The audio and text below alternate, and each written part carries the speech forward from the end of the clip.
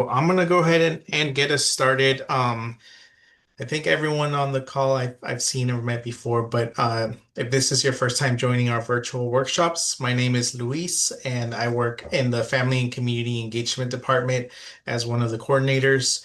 I help to work with departments and community agencies to put on workshops on a variety of topics to help parents and guardians know how they can support their students' wellness and success, both academically and health-wise. Tonight, we're really excited to bring this workshop to you in collaboration with our White House Counseling Center and Student Support Services. We're so glad that you could join us, and we're going to go ahead and get started. I'm going to first introduce and hand it off to Monica Howard. Hi, thank you all for joining us. I'm Monica Howard. I am the program specialist that oversees White House Counseling Center as well as our suicide prevention program. And I don't know if parents realize, but we do have Tier 3 services, which means if your students need a higher level of care, meaning mental health therapy inside schools. We are school based.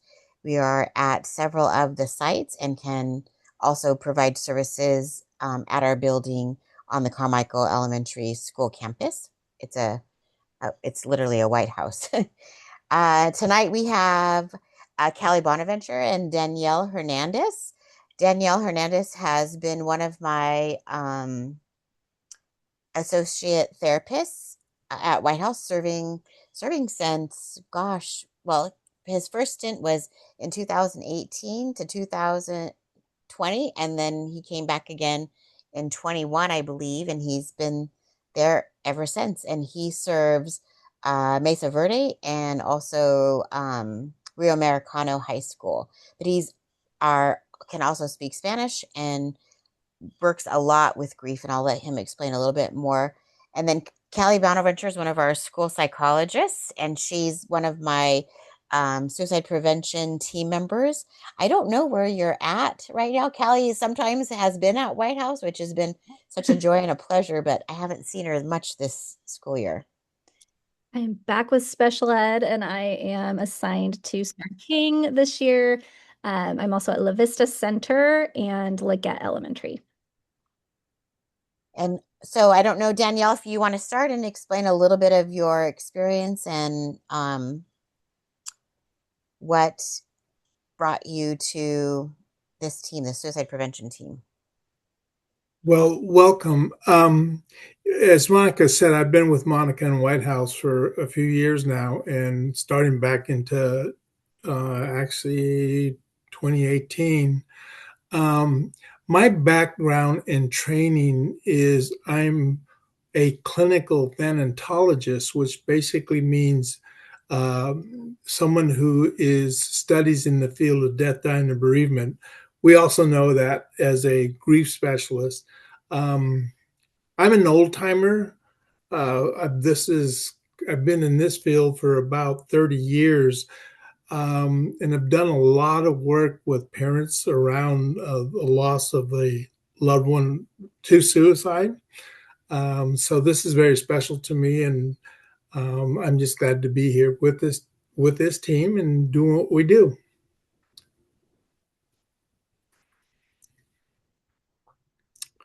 Thank you, Danielle. Kelly. Yeah, so I already listed my schools, but this is my 16th year working in public schools. It's my 13th year as a full-time school psychologist, and the majority of my career has been with working with students with significant emotional and behavioral challenges, specifically students in special ed under the designation of an emotional disability, but also working in general ed. I've done that for 3 years over the past decade, doing behavioral support and social emotional support for general education students in schools. Awesome. Well, I'm going to let them get started with the presentation, but I want to give you a little bit of background as to how this came about. So in 2010, the state of California mandated suicide prevention training be housed in schools. So what that basically meant is that we had to come up with a program that could be comprehensive for all grade levels to incorporate some parent education pieces and also educator pieces so that everyone built their confidence around talking about a sensitive subject such as suicide. And so that launched myself into looking what evidence based trainings there were, and a small team was formed to get trained through Signs of Suicide.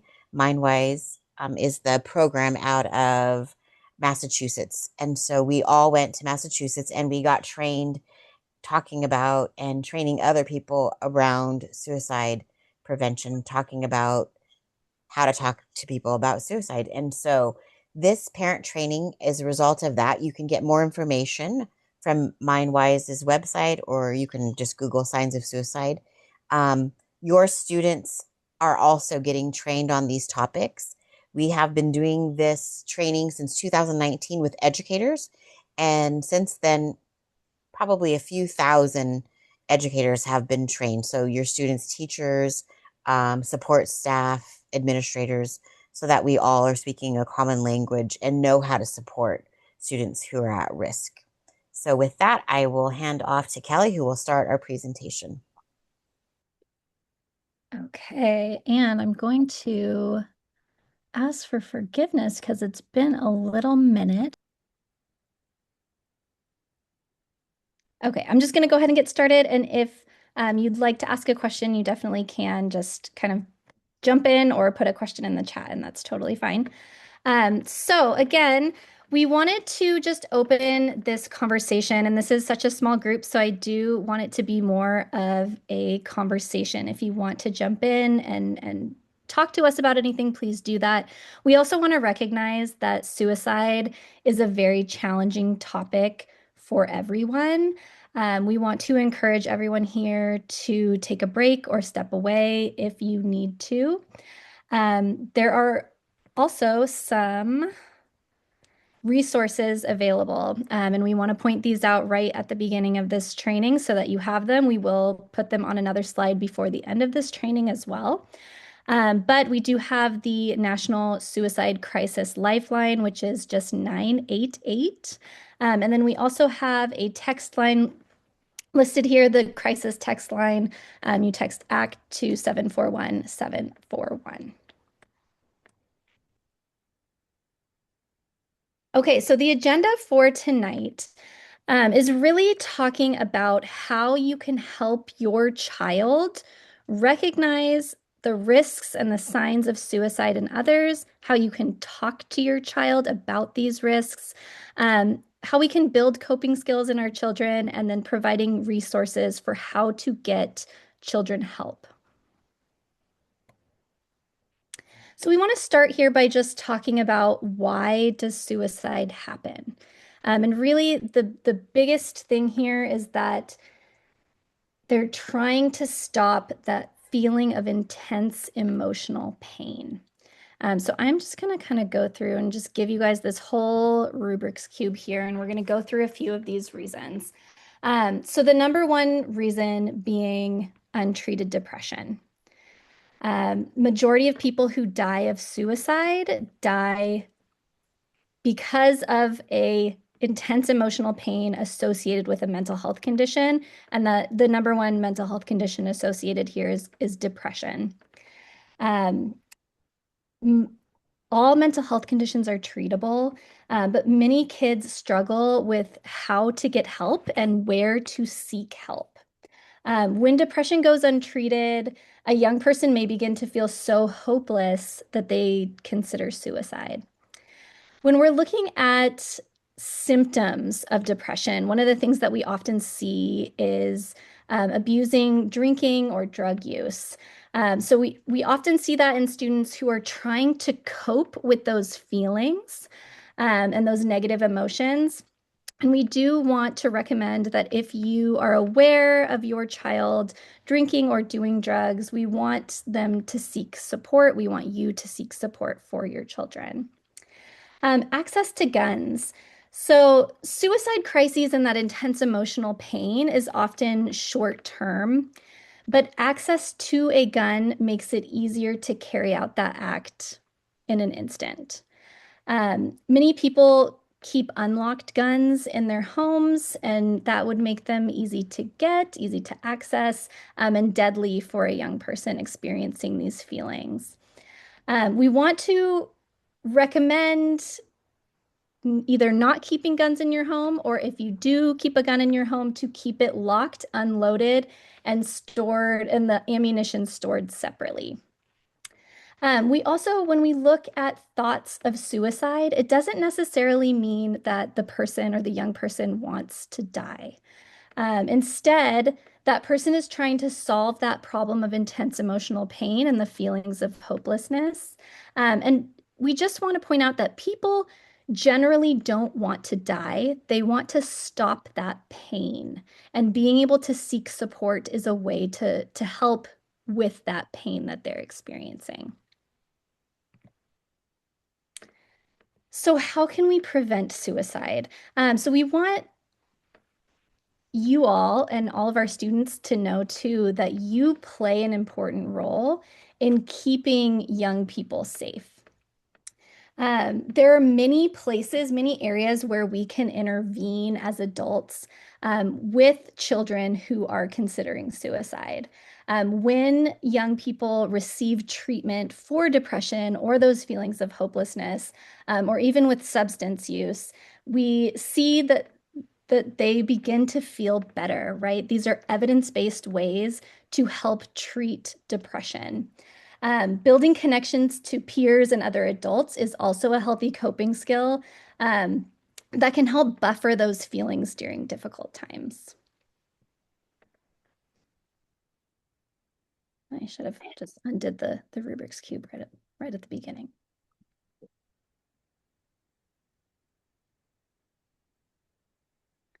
Okay, so your child also plays an important role here. So one of the things that Monica had mentioned that we are doing in schools, besides training our educators, and we have really rolled out a robust educator training to work with teachers and school staff on being able to recognize these risks. But we also have been providing school-based trainings with the students. So right now, I know this year, actually, just in a couple of weeks, we'll be working with groups of students both at Mesa Verde High School and at Mira Loma High School. And we wanted to use kind of this slide as a reminder to let you know what that looks like. So we are meeting with students. They are choosing to come. And what we do is we talk about what are the signs of suicide that you can recognize in your peers, in your friends at school. We show a series of videos and have discussion points on the different areas of risk that they see in the videos, and then how they can talk to their friends about those risks and how they can seek support for those friends. One of the things that we teach in that training is an acronym called ACT. So we are teaching students to recognize and to use this acronym, and it stands for to A, acknowledge the signs of depression or suicide in a friend. C is care. We want to always show care when peers or children are reaching out to us with these feelings. Anytime a student, a peer, or as a staff member, anytime a student comes to us with these feelings of hopelessness, we want to make sure that they know that we are there for them. We care. And then T, and that's they need to tell a trusted adult. All right, so I'm going to get into each one of these letters in depth. So starting with acknowledging those warning signs. These warning signs give people clues that the person may be thinking about suicide. So we see anger, we see big changes in behavior, and often withdrawal from family and friends. We see those signs of hopelessness, like there's just no hope in what is happening right now. There's no hope for my future. Sleeping more or less. Intense difficulties waking up in the morning, or we're just not being able to sleep during the night. Again, that drinking or drug use is often a common symptom. And then feelings of overwhelming pain. And then, of course, talking about suicide. So saying things like, I don't want to live anymore. I just don't have any hope to be here. You'd be better off without me, things like that. Just verbalizing those feelings of pain that they just don't want to be here. So showing you care, and this is one of the things that we practice in our student training with students through modeling and through role play. We want to make sure that they know that they're explaining this to their friends in a way that shows them, like, I care about you. I want you to get better. I want you to get help for this problem. So we want them to say things like, it's okay to feel that way. These feelings are okay. Everyone experiences emotional pain. It's okay to feel this way. We want to teach our students how to ask them to tell them more. Instead of shutting down a feeling, we want them to keep talking. We want them to talk out what's going on. Tell me more about it. And saying things like, I'm here for you. I want to help you. And then T, so telling a trusted adult. We emphasize with students that if you are worried that a friend is thinking about suicide, you need to tell a trusted adult. We talk about how we don't want to promise to keep a secret. And this is something that we go through with staff as well. But really, saving a life is more important. And it's more important than having that person be mad at you, right? We are trying to save their life. We also teach them how to talk to their parents about these things. So, mom and dad, I need to tell you something. I'm getting worried about my friend. And this is why, so that they can talk to someone that they trust about what's going on with them or their friends. My computer is yelling at me for some reason. um, so if your child is worried about a friend, we want to listen to your child's concerns and encourage them to seek help. If you can, or if you know the other child's parents or guardians, we encourage you to reach out to them directly and share your child's concerns. We also want to encourage you to contact school administrators or mental health professionals at the school so that they can support that student and their family. And if you're concerned about a child's immediate safety, we want you to call 911 immediately. We also want you to tell your child if they're sharing something like this with you, that they did the right thing by telling you, and that you're working together to help save lives here. Okay, Danielle, I'm going to switch over to you. Oh, and remember, sorry, I forgot the bottom of this. I had to click. So remember that help is always available. You can always ask for help through your pediatrician, through your health insurance or Medi-Cal. We can talk to school counselors on our sites or school mental health professionals, and then always call 911 for immediate safety. Okay, Danielle now. All right. Before we get started now, Kelly, are you advancing the slides? I am, yes. Okay. So before we go any further, do you have any questions to this point?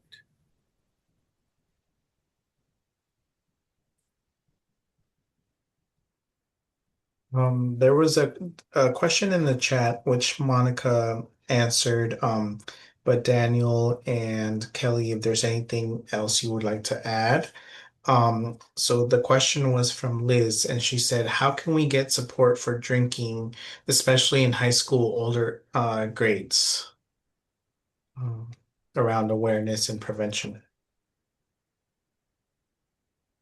Yeah, I mean, I think Monica's response, you want to have open and honest conversations about that, of course. Drinking and drugs, we can tackle if it's happening at school. Like if we know that that's happening at school, there are prevention programs that we have in place in schools. But if you are concerned about like addiction and things like that, you would have to go through your pediatrician to seek resources. outside of the school setting. Danielle, anything to add on that? No, I know there's Teen Intervene that does help with that, and Mhm. that's sponsored through the district. Yes. And so those sometimes students are referred to by staff or administrators and that type of thing. That's been very helpful for kids. Okay, well, if nobody has any other questions, and at any point, feel free to ask a question. Like as Kelly said, we just want to make this a very friendly chat conversation, and so your questions are really, really important. Um, but let's go with this slide: managing reactions, and the reality is you don't have to be an expert in this field. The most important thing is that we listen to what's being told and validating what's being said to us. As parents, it's really important to just have that opportunity to explore more through the conversation, be open to anything that's being said in a way that's not judgmental, but just to listen. And that's a really important piece. You can go on to the next one. Um, give yourself permission to be human. It's common to feel comfortable with this. These are things that we want to relate to our students or your child. That sometimes this stuff can be frightening to them, but we just want to make sure that they give themselves the ability to be connected in a way that they have more empathy. Um, you can also talk to a person who beforehand or afterwards in relationship to what's being said. And again, what we want to reinforce that they not keep a secret. We never want to tell anybody that, okay, I want to you, this secret remains with me. Ultimately, it just can lead to a lot of different complications around that. So it's really actually very dangerous to even voice that you can keep a secret. So again, ultimately it's about keeping that student safe. So um, and even at the risk of making them getting angry, that's always a risk we're going to take, and that's an important thing to know. Building protective factors. This is really, really key. Encourage connections to school participants, activities, and strong. So, one of the things about, as Kelly spoke about earlier, and that is the depression. One of the common features of depression is isolation and withdrawal. And when people feel depressed, they don't want to have anything to do with anybody. Oftentimes we look at that and we see kids who might be withdrawal and not be active in particularly the things that they were very interested in, and we just notice those things that they have interest they no longer do them. So the idea of encourage human connection is really, really important. um, and that we want to encourage our kids to be active, whether it be school plays, music, drama, sports. These are very, very important factors that help kids deal with difficulty in their lives. Um, and let your child know you're always ready to listen. One of the things I did not mention about my career is most of my career has been in higher education, and working with college age students and doing training as well as teaching in the field of counseling, human uh, development, and just working with kids who are going on to their master's degree in wanting to be either a school counselor or go into mental health. The one thing they would ask in like say the intro to counseling course, and they would say, "Hey Danielle, I'm paying lots of money to get this degree? What is the guarantee of having a job? And my response has always been, listen, as long as there are people on this planet, there are always going to be a need for our type of service, simply because we live in a culture that we will pay a total stranger to listen to us. And oftentimes, even the ones who are supposed to be listening to us, those who we know love us and care for us, often don't. So the art of listening, the ability to listen is very, very important, and we not make sure we don't minimize us or our kids in that way, because these kids could often feel very alone in their experience and need to talk to somebody. So being able to show a caring, and you're open to listen, and you're not going to judge anybody or anything that they say, is really, really important. Okay. Coping skills. The more coping skills that a child has, the more ability they have to deal with whatever issues they're facing. Coping skills could be things about problem solving solutions. Coping skills could be as easy as dealing with whatever they're dealing with through exercise. Coping is sharing what they might feel and verbalizing that through maybe writing, talking to friends, listening to music that might be a distraction to them from whatever that's going on in their mind. So one of the things that we want to do is enhance kids' coping skills so they can learn how to manage their emotions more effectively. Okay, next. And again, what are your teen's favorite coping skills? Understanding what that might be for your teen. And I think the only way that we will ever know about what our kids' coping mechanisms are is really being connected with them. I think as parents in our culture today, that we're very busy in our lives trying to support the family, and sometimes we may not have that time to spend with them. But I think it's really important that we do take time out, whether it be at dinner time or have opportunities to have these connections, to have these dialogues, is really, really important. Can I add here too, Daniel? Yes. I think oftentimes our children may not be able to verbalize what their coping skills are. I think as adults, we can say things like, well, when I read a book, like that helps me escape and get out of my head, things like that. Kids, especially kids who are experiencing emotional pain, often have a hard time kind of identifying what works for me. And this is where you as a parent can kind of come in and notice the things that seem to help your child. As a mom, like I think that I probably could list my elementary school daughter's coping skills much better than she could. So being able to kind of identify those, watch your kids, see like the things that make them feel calm, make them feel good inside, so that you can help them access those things when they're struggling. Talking to your teens.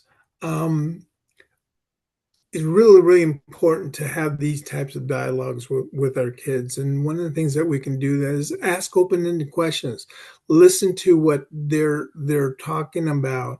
Having them explore that more with you is often done more openly with the type of questions that you have.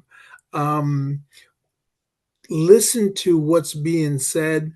We don't want to just, oh, here's the answer to that. It's much more that we listen, because the more information that we gather through these conversations, the better we're equipped to provide the support that they need to be able to address whatever issues that are going.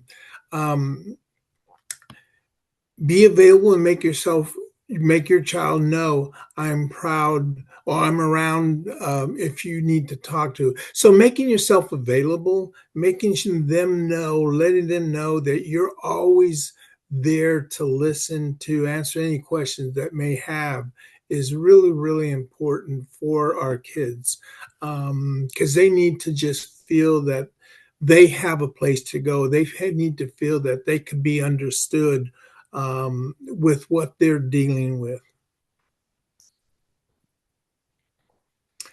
Asking about suicide.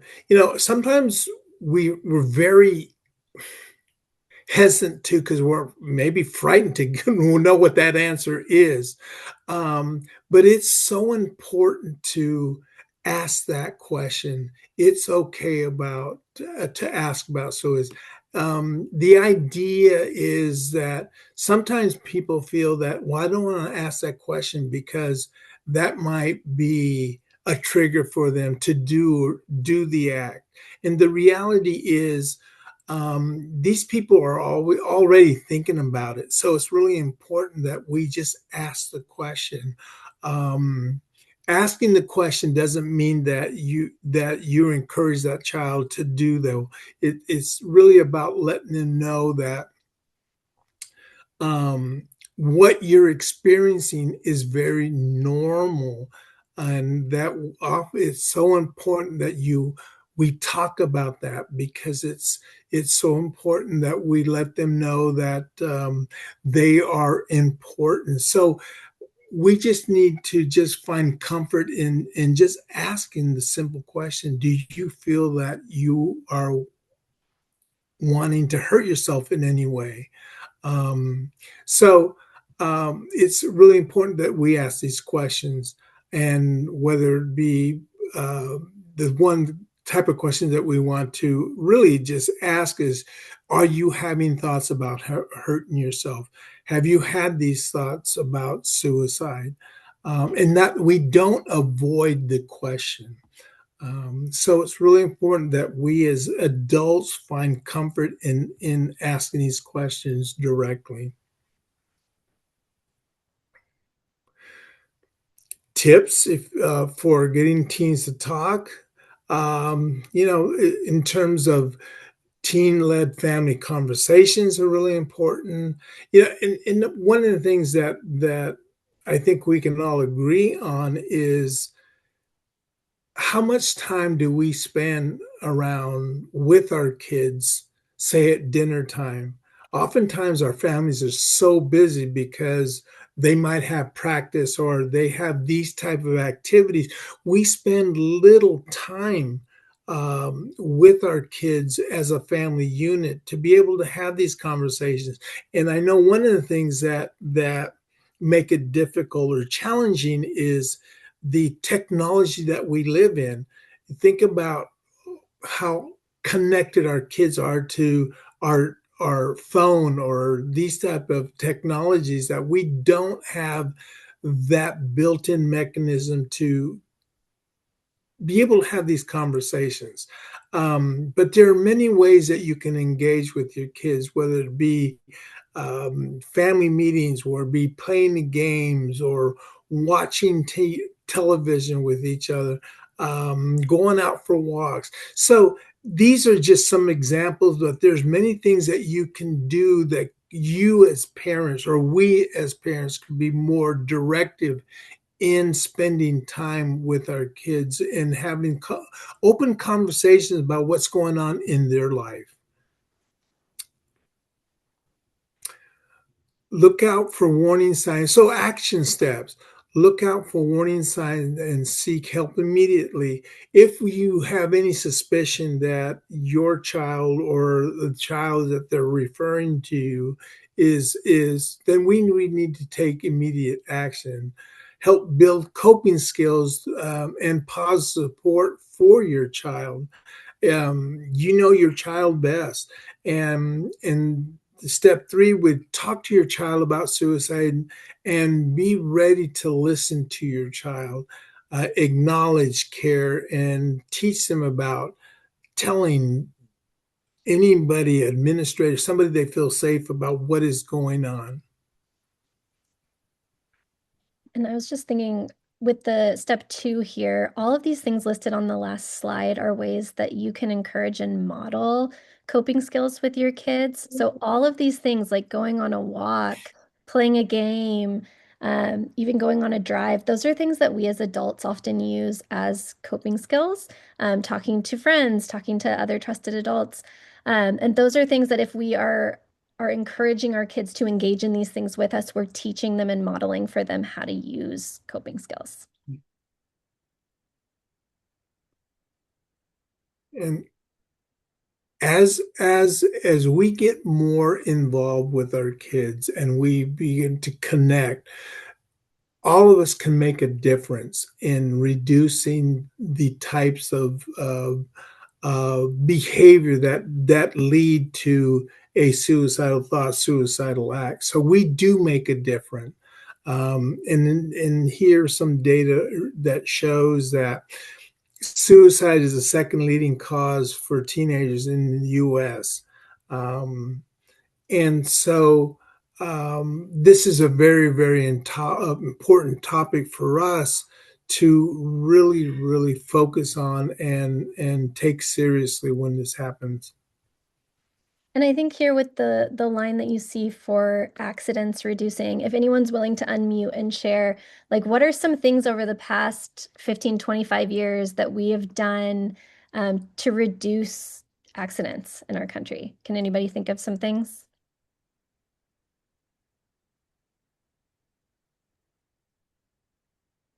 I didn't have to wear a bike helmet when I was a kid. Yes. Yes. I mean, in thinking, I was having problems with one of my car seats. I have a 3-year-old and I like couldn't get the car seat to buckle. And I called my husband to come switch cars with me because I didn't want to put him in a car seat that one of the buckles couldn't buckle. Whereas when I was a kid, I remember like my dad sitting me in the truck bed and driving around with me in the back. So just all of those things that we as a society have put into place to increase safety in order to reduce accidents, car accidents. We are trying to put things in place to reduce suicide. And you, as parents, are part of that process, right? These things that we're doing, being able to talk about it, teaching our kids to use coping skills, teaching our kids to come to a trusted adult when somebody shares that. Those are things that we are trying to put in place to help do what we've done to see that same reduction in accidents. Along that line, one of the things that I just noticed when I'm leaving and going home, and sometimes I drive by with Del Deo Elementary School, and things that I notice. One, the younger kids on these scooters that are battery operated or however they are, they're cruising and they go fast. Some of these kids don't even have a helmet, and all it takes prior to one of the things that I used to do a lot was cycling, and it really does not take a lot when if you hit your head in the right spot that you can create a big you can really suffer some major damages. And so I'm just amazed about one, how fast these things go, and two, how often I see a kid without a helmet. And I just like, oh my, be careful. Mhm. Heather, I'm gonna get to you in one second, but that's one of those things that like has been pushed in our lifetime, right? Like there was a huge push when I was a kid to wear a seatbelt in a car, whereas the generation before me did not have that. So things like that, that like I think this generation, as those more dangerous things are coming out, other interventions and safety measures will be kind of pushed as like Okay, signs of a suicide for a parent page. Um, Now, Kelly, is this about the video itself? no, so this is just a resource to, this is the MindWise, the company that Signs of Suicide curriculum is from. So they have a website that does have videos that you can watch with your children. It has videos that your children can watch. And then there's some screeners on there. So if you are concerned about your child or about another child, you can do an anonymous screener to kind of see where the areas are to see whether or not it's likely that they're struggling with depression or symptoms of hopelessness. So it's a good resource for parents to Yeah. connect with. If you have any questions or need more information, they're very informative here website. Act for Parents. Again, it's really about acknowledging, caring, showing empathy, and then just about telling somebody around what's going on with that child. So this is something that's really, really important. It's for Acts for Parent. So do you have any questions around this so far as parents looking at this slide?